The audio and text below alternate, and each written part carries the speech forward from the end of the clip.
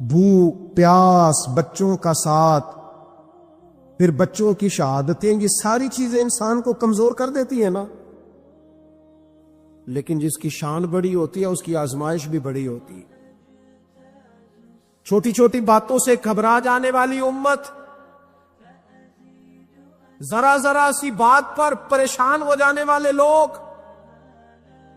لڑکھڑاتے قدم، الجھے خیالات، بے چینیاں، بے قراریاں، بہتے آنسو، اور ہر وقت مظلومیت کا اظہار کرتی قوم اگر اپنے قدموں پہ کھڑا ہونا چاہتی ہے، امت اگر پھر سے امت سازی چاہتی ہے، امت اگر کھڑے ہو کے اور اللہ کی عطا پر راضی رہ کر اپنی زندگی گزارنا چاہتی ہے، ایک ہی فارمولہ ہے، اس قوم کو امام حسین کی سیرت سے آگاہ کر دو. اس امت کو نبی پاک کے شانوں والے نواسے کی عظمتیں بتا دو. یہ جو لوگ سہمے سہمے، ڈرے ڈرے سے، پریشان سے، کمزور سے، غریبی کی بات کرتے، دیہاتی ہونے کی بات کرتے، سہمی سہمی باتیں کرتے، انہیں کہو ڈرو نا.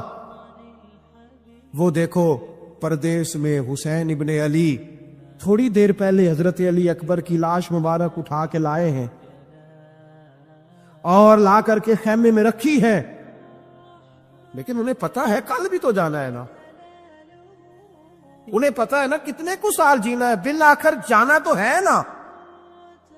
موت بستر پہ بھی آ جایا کرتی ہے، لیکن جو میدانوں میں ڈٹ کے رہتے ہیں ان کو تاریخ ذرا زندہ رکھا کرتی ہے.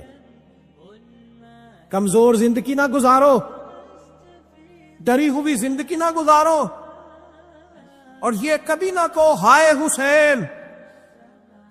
ہم ہائے حسین والے نہیں، ہم واہ حسین والے ہیں. ہمارے بزرگوں نے ہمیں یہ سبق دیا ہے، ہم نے کہنا ہے واہ حسین. کیا کمال کر دی امام علی مقام نے، واہ حسین آپ کی عظمت پہ قربان.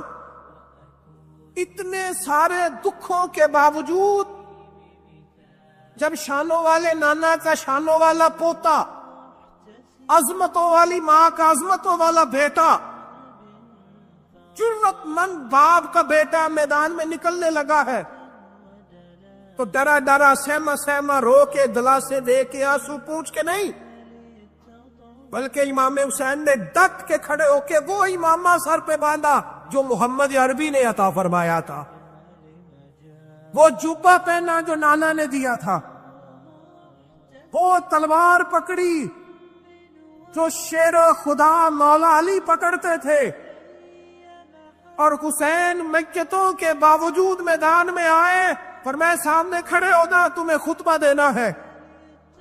اس لیے کہ محمد عربی کا طریقہ ہے جمعے والے دن خطبہ دیا جاتا ہے. پورے وثوق سے اتمام حجت کیا. اور حسین ابن علی ایسے تو نہیں تھے کہ ڈرے بڑا تھے تو ان سے تلوار نہیں چلی، انہوں نے تلوار چلائی. جو ایک ایک دو دو کر کے آتے رہے وہ کٹتے رہے، وہ کٹتے رہے. پھر آواز ایک گونجی پیچھے سے، وہ اکیلے اکیلے کیوں جاتے ہو؟ تمہیں پتہ ہے علی کا بیٹا ہے. علی کا گھر تو وہ گھر ہے کہ جس گھر کا ہر ایک بچہ جسے دیکھو وہی شیر خدا. معلوم ہوتا ہے اکیلے اکیلے جاتے تو تم چہرے کی روشنی نہیں دیکھ رہے، آنکھوں کی سرخی نہیں دیکھ رہے، مزاج کا بلبلا نہیں دیکھ رہے، طبیعت کا باغ پن نہیں دیکھ رہے، اور جوانی میں شہادت کی لذت سے آشنا محمد کا نواسا نہیں دیکھ رہے. ذرا مل کے جاؤ. ہاں ہاں حسین ابن علی شہید ہوئے ہیں پر شان و شوکت کے ساتھ. ہاں ہاں حسین ابن علی دنیا سے تشریف لے گئے ہیں پر عزت، وقار اور عظمت کے ساتھ. ہاں حسین ابن علی کا سر کٹا ہے، مخالف نے تو اپنی طرف سے نیزے کی نوک پہ چڑھایا تھا، پر حسین کا سر بول بول کے کہہ رہا تھا دیکھ لو میں کٹ بھی گیا ہوں پھر بھی سب سے اونچا ہوں. وہ دیکھو میں سب سے اونچا ہوں، سب سے اونچا ہوں میں، اے حسین ابن علی۔ کسی نے ایک بات کی تھی، اس نے حد کر دی، اس نے کہا مورخ تو کتنا کو لکھے گا، خطیب تو کتنا کو واعظ کرے گا، او مصنف تو حسین ابن علی کی شان میں کہاں تک بات کرے گا؟ تو میرے امام کا باکپن، ان کی جرت، ان کی طاقت، ان کی ہمت، ان کا کمال، ان کا صبر، ان کی استقامت، ان کا حوصلہ، ان کی جواں مردی، ان کی ہمت کتنی کو بیان کرے گا؟ تو رہنے دے۔ اس نے کہا پھر کیوں رہنے دوں؟ کہنے لگے حسین ابن علی کی شان رفعت کوئی کیا جانے، یہ حسن جانے۔ حسین ابن علی کی شان رفعت کوئی کیا جانے، یہ حسن جانے، یہ علی جانے، یہ نبی جانے یا خدا جانے۔ ہماری طاقت نہیں ہے کہ ہم امام علی مقام کی عظمت کو بیان کر، بس چپ کر میرے علی، ایتھے جا نہیں ہو۔ امام کا تذکرہ بندے کو جوان کرتا ہے، ہمت کرتا ہے، جینے کا حوصلہ دیتا ہے، میدانوں میں کھڑا کرتا ہے۔ لہذا طاقتور بنو، با ہمت بنو، کربلا کے واقعے سے طاقت حاصل کرو۔ لوگوں نے اپنی بادشاہیاں قائم کرنے کے لیے بڑے بڑے قتل کیے، ہلاکو خان نے انسانی کھوپڑیوں کے مینار بنائے، لوگوں نے بڑے بڑے ظلم کیے، جبر کیے، خوف اور ہراس پھیلایا، اپنے اقتدار پکے کرنے کے لیے بڑے بڑے جبر کیے۔ پھر کیا ہوا؟ ایسی ایسی بیماریاں لگی جن کے علاج ہی کوئی نہیں تھے دنیا میں، بھری ہوئی تجوریاں، پیسے باہر گر رہے ہیں، پر ڈاکٹر کہہ رہا ہے تیرا مرض ہی وہ ہے جس کا علاج ہی کوئی نہیں۔ اللہ تبارک و تعالیٰ کے قانون سے جب لوگ ٹکراتے پھر پاش پاش ہو جاتے ہیں۔ بن یزید امام حسین سے کہنے لگا مجھے حکم ہے آپ کو روکنے کا، آپ آگے نہیں جا سکتے۔ امام صاحب نے فرمایا وجہ؟ زمین اللہ کی ہے۔ او بھائی بچے ساتھ ہو، صحرا کا علاقہ ہو، تپتی ہوئی ریت ہو، اتنے کٹھن اور سخت حالات، چاروں جانب موت ہی موت، دور دور تک اپنوں کا نام و نشان کوئی نہیں، اور اکیلے فیصلہ کرنے والے امام حسین، باقی سارے بچے ہیں یا عورتیں، سارے بڑے اکیلے۔ وقت گزرا، ٹائم یزید کا آیا، وقت گزرا تو ٹائم عبید اللہ ابن زیاد کا آیا، ٹائم شمر کا آیا۔ 1450 سال گزرنے کے بعد اس ہزاروں کے مجمع میں سے ایک ایک بچے کو حدیث یاد ہے کہ حسن اور حسین جنتی جوانوں کے سردار ہیں۔ بتاؤ یزید کو نہیں آتی تھی؟ شیمر کو نہیں پتا تھا؟ کلمہ تو پڑھتے تھے نا یہ؟ عبید اللہ ابن زیاد کو نہیں پتا تھا؟ نبی پاک علیہ السلام کے کندھوں پر حسنین رہے، ان سب کو پتا نہیں تھا؟ یہ جانتے نہیں تھے کہ یہ وہ حسنین کریمین ہیں جن کو حضور سنتے تھے، فرماتے تھے یہ میرے پھول ہیں دونوں؟ آج 1450 سال گزرنے کے بعد امت کو حدیث آتی ہے کہ نبی پاک علیہ السلام نے فرمایا جس نے حسن اور حسین سے پیار کیا اس نے مجھ سے پیار کیا، جس نے ان سے بغض رکھا اس نے مجھ سے بغض رکھا۔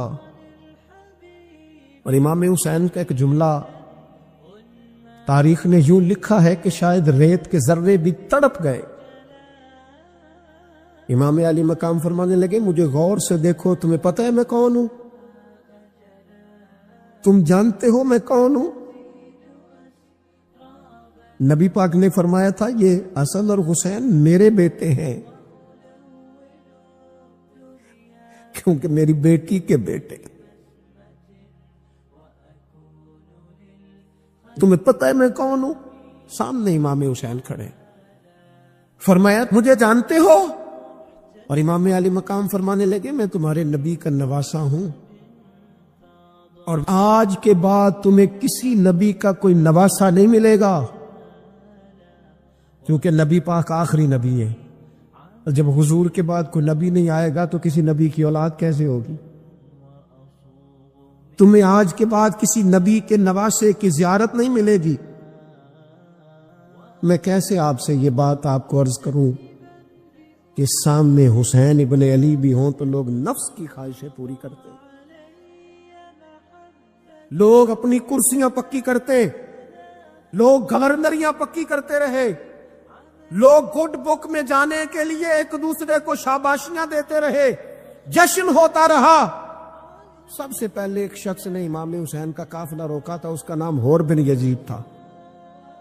سب سے پہلے اس نے روکا تھا، وہ ایک لشکر کا سپہ سالار تھا۔ جب امام حسین رضی اللہ تعالیٰ عنہ نے خطبہ پڑھا نا تو حور یزیدی فوج میں تھا، واپس گیا اور عبید اللہ ابن زیاد سے جا کے کہنے لگا، یا جو بھی وہاں لوگ موجود تھے یزیدی فوج کے، ان سے کہنے لگا تم نے تو کہا تھا کہ صرف راستہ روکنا ہے، تم نے تو کہا تھا کہ صرف ان سے کچھ منوانا ہے، تم نے تو جب مجھے بھیجا تھا تو کہا تھا کہ بعد تھوڑے معاملات ہیں، کوئی سچ بتاؤ، نبی کے نواسے کو شہید کرو گے؟ تم نے تلواریں نکال لی ہیں، نیزے نکال لیے ہیں، تیر نکل آئے ہیں، تیاری مکمل ہے، کیا حسین ابن علی کی گردن پر خنجر چلانے لگے ہو؟ سیدہ فاطمہ کا جگر پارا شہید ہوگا، کیا یہ خبر سچ ہے؟ یوں ہوگا؟ تو کہنے لگے ہاں یہی حکم ہے، ہمیں یہی تیاری ہے، یہی پروگرام ہے، یہی پلان ہے، یہی ہوگا۔ کہنے لگا میں اور آپ تو مدینے والے رسول کا کلمہ پڑھتے ہیں، تو کیا محبوب کے نواسے کو ذبح کرو گے؟ جناب علی اکبر کو جن کا چہرہ رسول پاک سے ملتا ہے، حضرت قاسم بن حسن کو، جناب علی کے بیٹوں عباس بن علی کو، حضرت علی کے بیٹے ابو بکر بن علی کو، حضرت علی کے بیٹے عمر بن علی کو، حضرت علی کے بیٹے یہ بھی 3 کربلا میں موجود، حضرت عثمان ابن علی کو، ان کو شہید کرو گے؟ نے کہا ہاں تیاری ہو گئی ہے۔ تو سب کے ضمیر مردہ نہیں ہوتے، ہاں بڑی بڑی سخت جگہوں پہ پھول اگتے ہیں۔ اور نے جب ان سے کہا کہ تمہارا پکا ارادہ ہے، کہا پکا ارادہ ہے،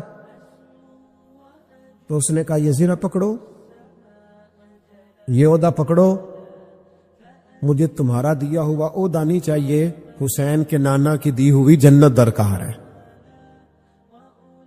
یہ رکھو اپنے پاس، مجھے تمہارا۔ ایڑی لگائی اس نے اور دوڑا اور امام حسین کے قدموں میں گیا،